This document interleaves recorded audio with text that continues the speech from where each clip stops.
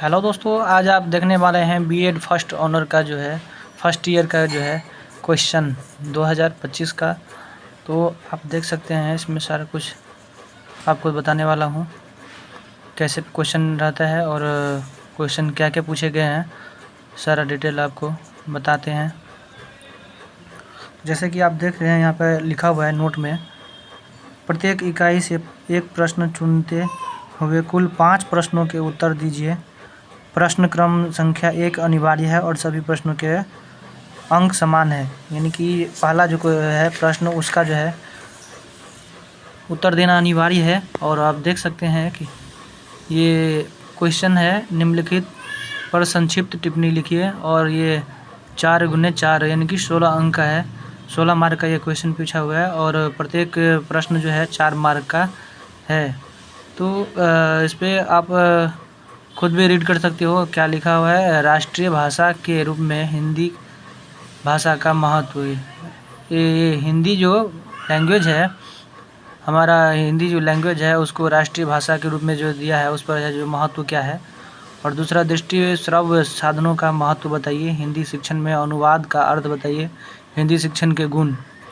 और ये तो हो गया आपका पहला क्वेश्चन का। और इकाई 1 में जो है दूसरा या तीसरा, इन दोनों में से जो है कोई एक जो है आप प्रश्न को जो है कवर कर सकते हो, कोई एक प्रश्न को जो है उत्तर दे सकते हो।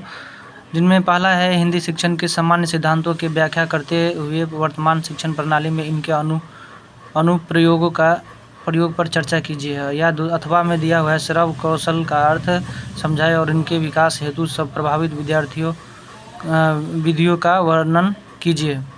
जिनमें 16 मार्क का है। इस दोनों प्रश्न में से आप जो कोई जो है आप उत्तर दे सकते हो। जैसे श्रव्य, जैसे मैं थोड़ा हिंट बता दूं, श्रव्य कौशल का मतलब होता है जो आप कानों से सुनते हो और समझकर जो उनको उत्तर देते हो, उन्हीं के बारे में जो है आपको डिटेल में लिखना है।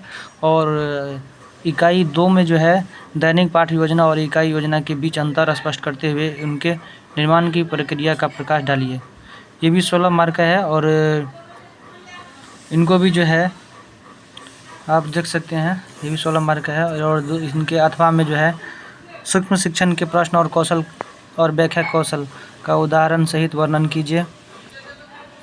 इकाई 3 में जो है गद्य शिक्षण और व्याकरण शिक्षण के उद्देश्यों की तुलना करते हुए व्याकरण शिक्षण की विभिन्न विधियों का वर्णन कीजिए।